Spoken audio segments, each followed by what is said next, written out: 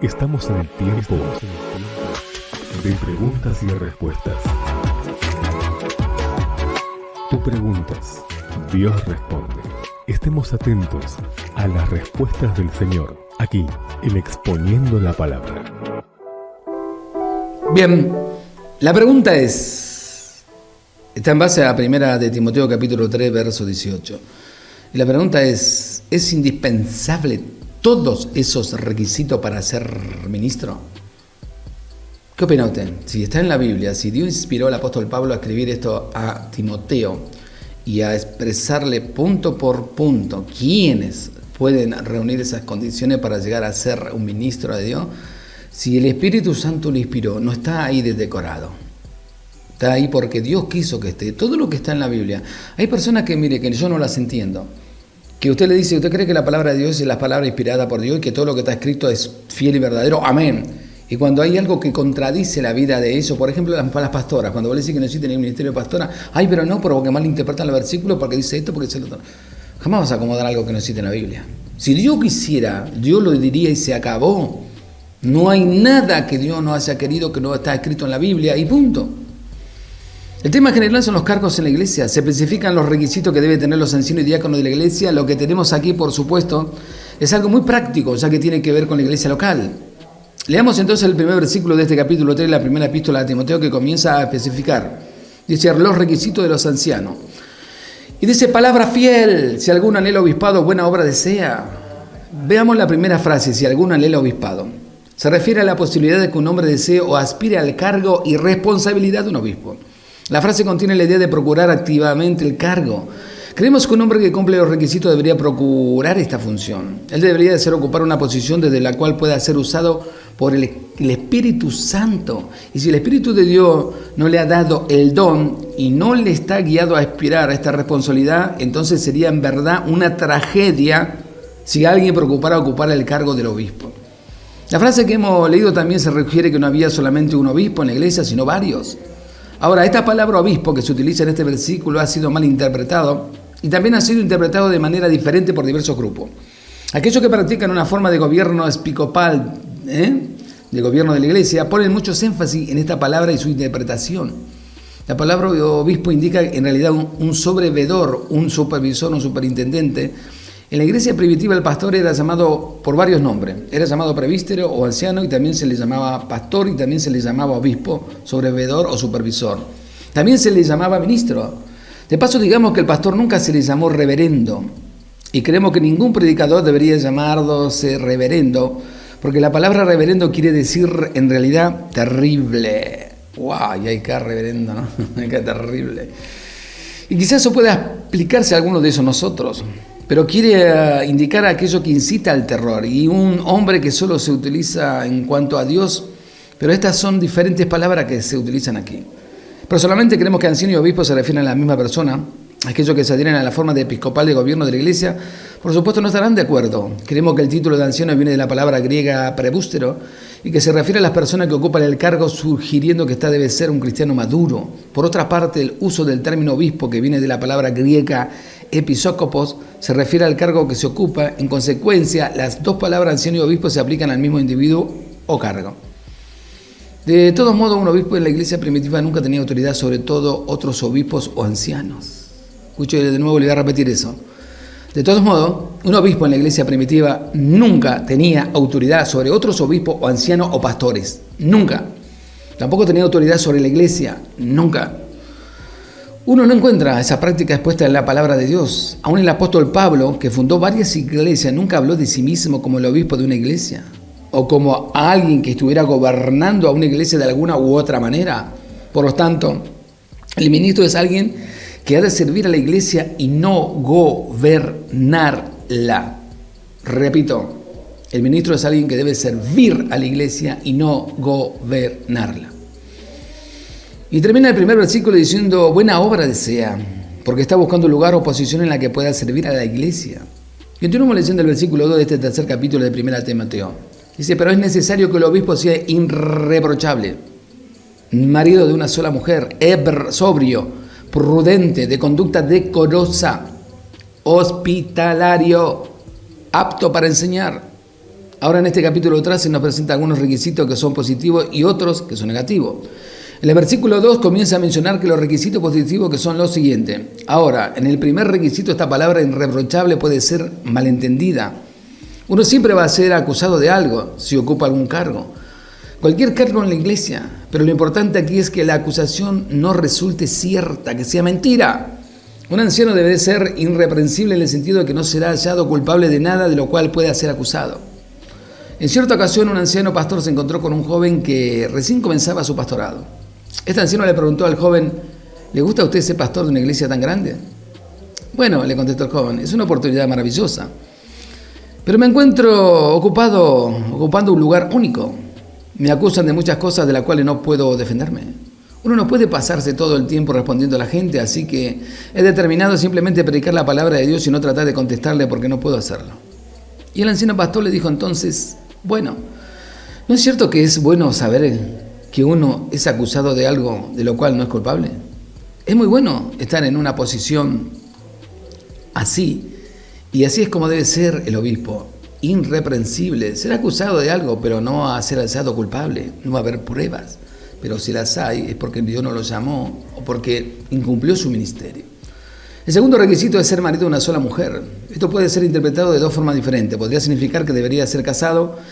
Creemos que Pablo estaba pensando en esta opción, pero alguien podría decir, bueno, pero Pablo no era casado. Nosotros adoptamos la posición de que Pablo había estado casado y que su esposa había muerto. Él no podía haber sido un miembro del Sanedrín sin estar casado. Lo que sucedió fue que simplemente no se volvió a casar, quizás por causa de los frecuentes viajes que tenía que realizar como apóstol y más aún de todo el sufrimiento que tuvo que pasar. Ahora hay algunos que interpretan este versículo como indicando que uno no tiene derecho a ser pastor si no es casado. Y citan este versículo, debe ser marido de una sola mujer. Sin embargo, el significado principal es que el obispo o anciano no debería tener dos esposas. La poligamía era común en los días de Pablo y sin duda alguna predominaba la bigamía, así que el ministro de la iglesia tendría que ser marido de una sola mujer, no como la realidad de hoy está pasando. Un sexto requisito es que el anciano sea hospitalario. Debe ser el tipo de persona que le gusta tratar bien a aquellos que vienen a visitarle y a aquellos que vienen a colaborar con él y con la iglesia. Una persona que está siempre dispuesta a facilitarle el trabajo de su visitante y a compartir su hogar y su mesa con ella, cosa que muchas veces no pasa. El séptimo requisito es que sea apto para enseñar. Este aspecto es uno de que queremos enfatizar especialmente, porque creemos que ningún hombre debería ser anciano de una iglesia a menos que pueda enseñar la palabra de Dios. Algunos piensan que sería muy conveniente examinar los conocimientos de aquellos que desean ocupar este cargo u otro que impliquen enseñanza para determinar su aptitud al respecto. Y mire, yo he ido a congregaciones donde, es triste decirlo, pero no solo el que era anciano, sino que él era el supuesto pastor. No sé cómo llegan ahí, pero ninguno de ellos tenía conocimiento bíblico. Simplemente decían que él oraba y que Dios le daba, y abría la Biblia y ponía el dedo y esto Dios me dijo que predique. ¿Sabe? No existe ningún discípulo de Jesucristo que no haya estado preparado en el conocimiento de las cosas. Y aparte, imagínense, yo quisiera ser médico, vamos a suponer, pero veo los tutoriales de YouTube y me voy a un hospital y digo, miren, yo soy el médico, yo soy José Fabundo y médico, ¿y de dónde se recibió? No, yo vi los tutoriales de YouTube y ya estoy canchero, así que pueden darme que yo voy a operar, yo voy a tratar, yo voy a recetar. Es ilógico, porque si no tengo conocimiento, lo único que yo puedo llegar a hacer es macana, es matar gente. Bueno, espiritualmente hacen lo mismo. No tienen el conocimiento real. Las veces que voy a predicar a las congregaciones le pregunto lo mismo, ¿cuántos de ustedes leyeron en este año toda la Biblia? De Génesis y Apocalipsis. Y de 100 levanta la mano 3, 4, que a veces hasta dudo que lo hayan hecho de verdad. Es tremenda la ignorancia bíblica que hay en las congregaciones. Y después quieren ser ministro. Bien, ahora el versículo 3 de este capítulo 3 de la primera epístola a Timoteo dice que no sea dado al vino ni amigo de peleas, que no sea codicioso de ganancias deshonestas, sino amable, apacible, no avaro. Llegamos ahora a los requerimientos negativos, es decir, las cosas que un anciano no debería ser ni hacer. En primer lugar, se advierte que no sea dado al vino, es decir, que no sea borracho, que no consuma bebida alcohólica. En segundo lugar, que no sea amigo de peleas, es decir, que no sea agresivo, violento, cosa que en muchos lugares, tienes que verla ustedes, los carnazas común que son. En tercer lugar, que no sea codicioso de ganancia deshonesta. Esto nos indica que no debería tener amor al dinero. Según nos dijo el mismo apóstol Pablo en 1 Timoteo 6:10, el amor al dinero es la razón de todos los males. La forma en que un cargo de la iglesia maneja su dinero la puede causar innumerables problemas, ya sea que hablemos de su propio dinero o del dinero de la congregación. En cuarto lugar, se especifica que tiene que ser amable, apacible, además de afable y afectuoso. Debe ser paciente, razonable. Una persona con la que uno puede hablar y razonar tranquilamente. No debe ser contencioso, conflictivo. Los hombres que están constantemente provocando problemas nuevos o removiendo antiguos problemas nunca deberían ser elegidos para ocupar cargos en la iglesia. En quinto lugar, el versículo 3 aclara que no debe ser avaro. ¡Ay, qué problema! Este requisito negativo se refiere nuevamente al amor al dinero, pero también sugiere idolatría, que es realmente la adoración al dinero de aquel que tiene un afán desordenado de adquirir y poseer riqueza para atesorarla. El anciano no debería ser una persona que coloca el afán de adquirir riqueza por encima de todos los demás. Continuamos leyendo en el versículo 4, que dice que gobierne bien su casa, que tenga a sus hijos en sujeción con toda honestidad. Un anciano debería ejercer la autoridad sobre su propia familia sin ser, por supuesto, un dictador. Y añade el versículo 5, pues el que no sabe gobernar su propia casa, ¿cómo cuidará de la iglesia de Dios? Sin embargo, hay muchos ministros con graves problemas y están ahí al frente. ¿Por qué? Por la ignorancia de los que lo siguen. Ningún anciano sabrá ejercer la autoridad en la casa de Dios si no puede hacerla efectiva en su propia casa. Luego en el versículo 6 de este tercer capítulo leemos que no sea un neófito, no sea que envaneciendo se caiga en la condenación que cayó el diablo. Aquí vemos la recomendación de que el anciano no sea un neófito. Esto indica que en realidad no debe ser un recién convertido. ¿Qué conocimiento tiene alguien que tiene 1 año, 2 o 3? Yo conozco congregaciones que tengo gente que tenían 6 meses dentro del sistema eclesiástico y ya lo habían apartado de diáconos al matrimonio. ¿Por qué? Porque ellos empezaron a cooperar en la escuelita y empezaron a poner dinero. Y para no perderlo le dijeron, bueno, Dios nos reveló que tenemos que apartarlo de diáconos. Y por ahí lo dejan 1 año, 2 años más y dice, Dios nos reveló que lo tenemos que apartar de, qué sé yo, de evangelista. Eso es todo mentira. Eso me habían llamado y me dijeron, José, no tenemos el mínimo conocimiento bíblico, hace 6 meses que estamos, ¿qué hacemos? Sencillo, váyanse. Es lo mejor que puede hacer en la vida, irte de esos lugares. Alguien que ha sido salvado recientemente debe ser una persona que haya sido convertida por algún tiempo. En algunas ocasiones un hombre se convierte y al poco tiempo le eligen para que ocupe un cargo en la iglesia. En estos casos entendemos que la persona no está preparada para hacer frente a esa responsabilidad. Esto ocurre principalmente con personas que en la vida secular ocupa altos cargos y por su personalidad y su capacidad de relaciones públicas, en forma natural, son rápidamente impulsados a ocupar algún lugar de importancia en la iglesia. Creemos que muchas veces la causa de Cristo se ve perjudicada por personas que, siendo jóvenes en la fe, han tratado de hablar públicamente en asuntos doctrinales, espirituales o de conveniencia entre miembros de una iglesia sin estar debidamente informado y preparado y sin un conocimiento bíblico teológico adecuado. Eso trae mucho problema, mucho. El hijo del pastor, ¿y por qué vas a apartar a tu hijo pastor? No existe ningún ministerio en la Biblia que el pastor apastó al hijo o a la mujer o al yerno, lo que sea. El apóstol dio importante motivo para esta advertencia. En la última parte del versículo 6 que dice, no sea que envaneciendo se caiga en la condenación que cayó el diablo. El orgullo fue el gran pecado del diablo. También suele ser con frecuencia el pecado de cargos en la iglesia y de predicadores. Ese pecado constituye un peligro para todos nosotros, pero es especialmente censurable cuando ocurre en el seno de la iglesia. Y ahora podemos leer las advertencias en el versículo 7 de este tercer capítulo.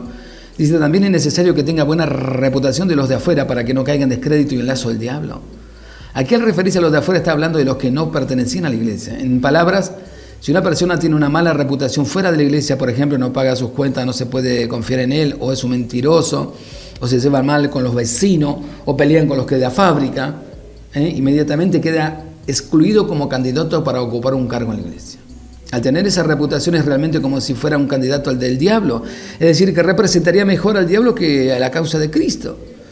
Llegamos ahora a un nuevo párrafo, leemos el versículo 8 de este tercer capítulo, los requisitos del diaconado. Dice, los diáconos asimismo deben ser honestos, sin doblez, no dado al mucho vino ni codicioso de ganancia deshonesta.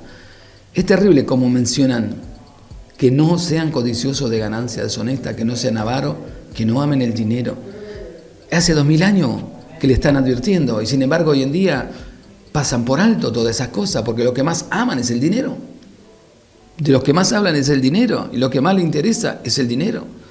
Y es triste porque no estamos sirviendo al Señor, estamos sirviendo ¿a quién? Al Dios dinero.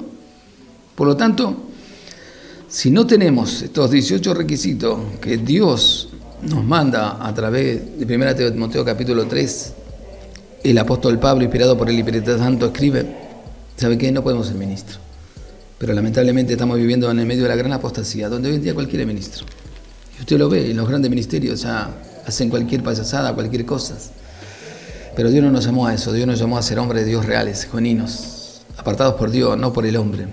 Y un verdadero hombre de Dios, ¿sabe? Nunca va a aceptar que lo aparten si no viene de parte de Dios. El problema es que mucha gente llega a la congregación siendo nada en su vida particular y de pronto quiere ser alguien en la iglesia y de pronto quiere figurar y de pronto quiere títulos, pero no quiere prepararse ni escuchar la voz de Dios. Tengamos cuidado con eso.